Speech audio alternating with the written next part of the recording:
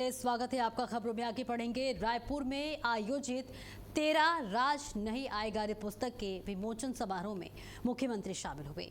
इस अवसर पर उप मुख्यमंत्री विजय शर्मा ने बताया कि ये पुस्तक सालों की मेहनत और गहन अध्ययन का परिणाम है। पुस्तक बस्तर पर लिखी गई है। समारोह में विधानसभा अध्यक्ष डॉक्टर रमन सिंह भी शामिल हुए। मुख्यमंत्री विष्णुदेव साय ने कहा कि प्रधानमंत्री और गृह मंत्री के मार्गदर्शन से हमें नक्सलवाद को समाप्त करने में सफलता मिली।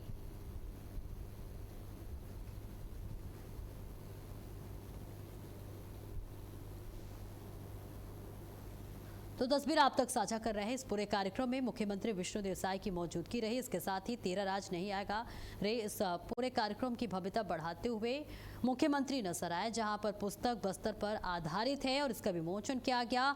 बस्तर पर लिखी गई है ये पुस्तक। समारोह में विधानसभा अध्यक्ष डॉक्टर रमन सिंह भी शामिल हुए। इसके साथ ही मुख्यमंत्री विष्णुदेव साय ने कहा कि प्रधानमंत्री और गृह मंत्री के मार्गदर्शन से हमें नक्सलवाद को समाप्त करने में बड़ी सफलता मिली है।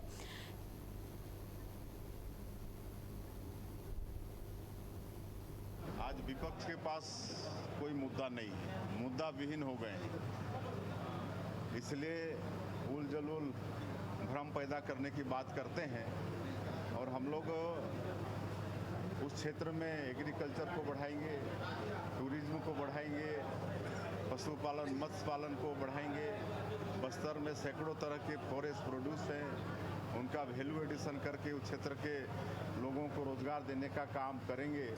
और जहाँ वहाँ पर एनएमडीसी वगैरह तो काम कर रहे हो, तो वर्षों से काम कर ही रहे हैं, लेकिन इस तरह का प्रचार करना कि इसलिए नक्सलवाद समाप्त किया जा रहा है कि वहाँ पर उद्योगपतियों को बसाया जाएगा।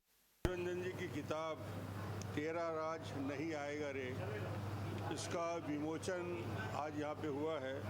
माननीय विष्णुदेव साय मुख्यमंत्री जी की उपस्थिति, विजय शर्मा जी उप मुख्यमंत्री, हितेश जी पाँचजन के संपादक, प्रभात जी प्रकाशक, राजीव रंजन जी और रचना नायडू जी और शशांक जी की उपस्थिति और बहुत बड़ी संख्या में बुद्धिजीवी यहाँ उपस्थित थे।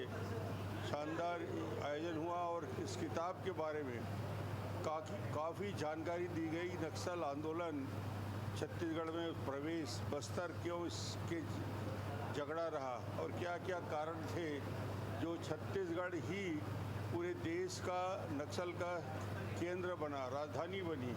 अबुझमाड़ को क्यों उन्होंने चयन किया, अबुझमाड़ से उनको निकालना क्यों कठिन था। और इधर महाराष्ट्र से लगा हुआ हिस्सा और अबुझमाड़ का हिस्सा, ये पूरे के पूरे उनके केंद्र बिंदु, जहां 75% नक्सल अंत तक काम करते रहे।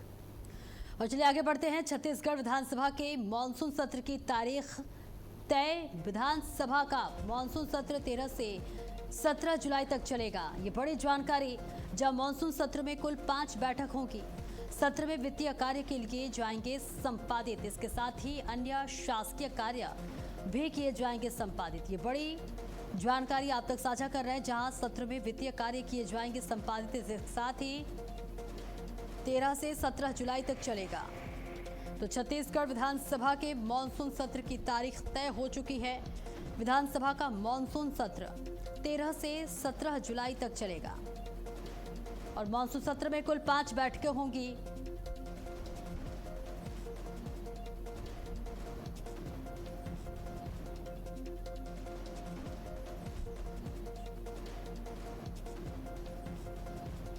तो बड़ी जानकारी आप तक पहुंचा रहे, जहां शासकीय कार्य भी इसका संपादित किए जाएंगे। छत्तीसगढ़ विधानसभा के मानसून सत्र की तारीख इस वक्त तय हो गई है।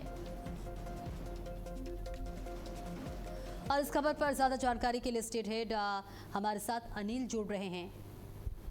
अनिल, देखिए अब मानसून सत्र की तारीख सामने आ गई है। बताया जा रहा है 13 से 17 जुलाई तक चलेगा। क्या लगता है किन किन मुद्दों पर चर्चा हो सकती है इस सत्र के दौरान? देखिए, ये जो मानसून सत्र है 5 दिन का है, 13 से 17 जुलाई, 5 बैठकें होनी है।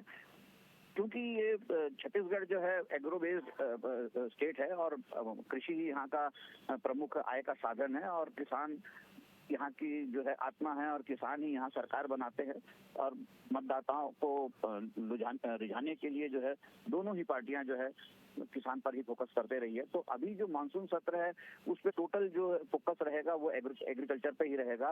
विपक्ष भी जो है अपनी तैयारी कर रहा है। विपक्ष जो है किसान के मुद्दे को लेकर सरकार पर आक्रमण करेगा। खाद की और बीज की जो है उपलब्धता महत्वपूर्ण मुद्दा रहेगी इस सत्र में बहस का, क्योंकि देखिए जो अभी जो सिचुएशन है खाड़ी की, तो खाड़ी देश के कारण जो अभी जो सारे जो पेट्रोलियम प्रोडक्ट्स और बाकी चीजें भी जो आ रही है उसमें जो किल्लत हो रही है, उस खास करके खाद के भी आगमन पर जो है, खाद के भी जो आयात पर जो है वो बहुत दिक्कतें हो रही है और आ नहीं पा रहा है। खाद की वैसे ही शॉर्टेज होती थी, पिछली बार भी जो है नैनो खाद के रूप से उसको विकल्प यहाँ किसानों को दिया गया था, जिसको लेकर सरकार को विपक्ष ने घेरा था।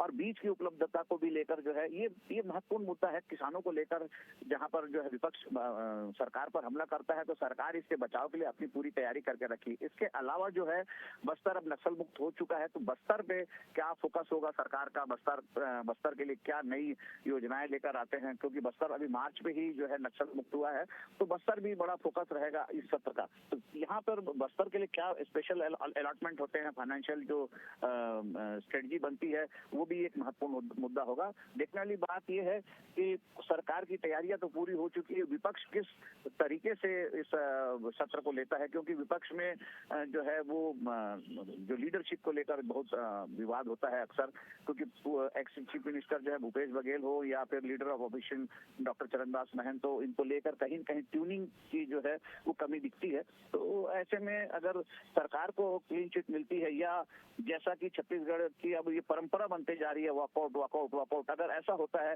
तो सरकार को बहुत आसानी होगी, वो अपने सारे शासकीय संकल्प जो है पारित करा लेगी। जी, मानसून सत्र में क्या कुछ विपक्ष की भूमिका रहती है और किन किन मुद्दों को लेकर वो सरकार को घेरती है। बहुत बहुत शुक्रिया आपका इस महत्वपूर्ण जानकारी के लिए अनिल। और चलिए आगे बढ़ते हैं, जहां धमतरी जिले में सूने मकानों में चोरी करने वाले चोर गिरोह का पुलिस ने बड़ा खुलासा कर दिया है। पुलिस ने 8 आरोपियों से 24 लाख का माल बरामद किया है। पुलिस चोरी का मामला दर्ज कर आरोपियों की तलाश कर रही थी और इसी दौरान पुलिस ने संदेही मुखिया आरोपी को हिरासत में लेकर पूछताछ की, जिस पर उसने अपने साथियों के साथ 2 घरों में चोरी करना और मोटरसाइकिल की उसको चुराना स्वीकार किया है। वहीं पुलिस ने इस पूरे मामले में 6 चोर और चोरी का माल छुपाने वाली चोर की मां को भी गिरफ्तार किया है, जबकि चोरी के गहने खरीदने वाले सोनार को भी गिरफ्तार किया गया है। फिलहाल पुलिस ने सभी आरोपियों को जेल भेज दिया है और आगे की कार्रवाई कर रही है।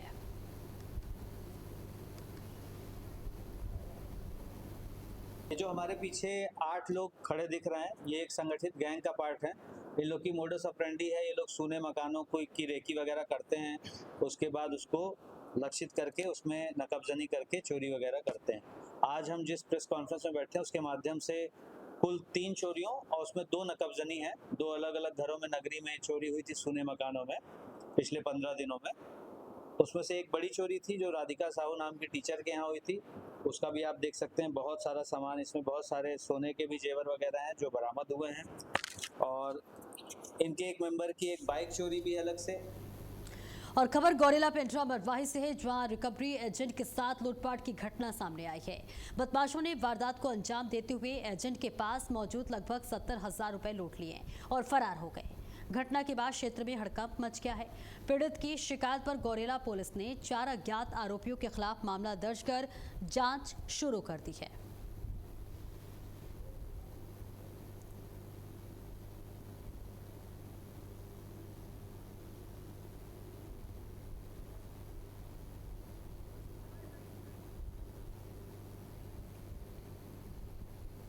होटल पिनाकी के पास से ग्राम शक्ति फाइनेंस कंपनी का संचालन होता है, जो प्रॉपर जो है गरीब महिलाओं को फाइनेंस उपलब्ध कराती है। इसका कलेक्शन एजेंट मनोज राठौर, जो खालबारा वेंकट नगर का रहने वाला है, वो विगत 10 माह से यहाँ पे एजेंट का काम कर रहा है। इसके द्वारा कल दिनांक को भी कलेक्शन हेतु मुड़की इलाके में गया था, जहाँ 4-5 गाँव में करीबन 27 जो हितग्राही हैं उनका कलेक्शन करके वापस 7:15 बजे के आसपास वापस आ रहा था। उस समय करंगरा घाटी पे पीछे से बाइक में 2 लोग सवार थे, उनके द्वारा जो है वो उनके पास जो रखे बैग है जिसमें 68,227 रुपया पैसा था, वो छीन कर भाग गए हैं, जिस पर थाना गौरेला में 304 BNS के तहत कार्रवाई अपराध पंजीबद्ध कर अग्रिम विवेचना की जा रही है।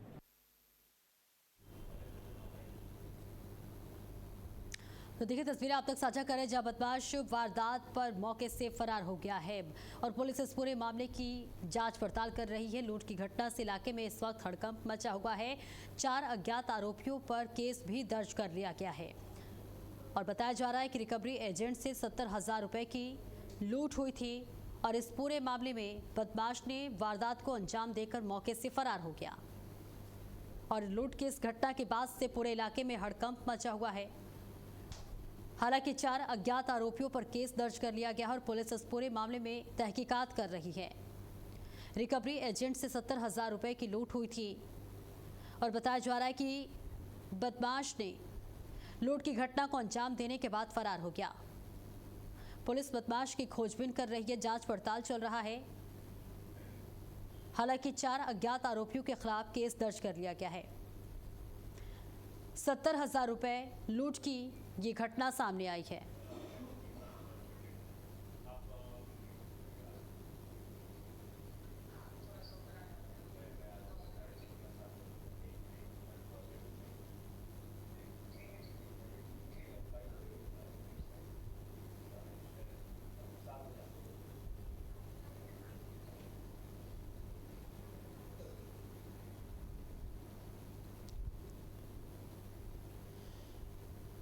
और अब सीधे लिए चलते हैं आपको लखनऊ, जहां मुख्यमंत्री योगी आदित्यनाथ त्रिवेणी कार्यक्रम में शामिल हुए हैं।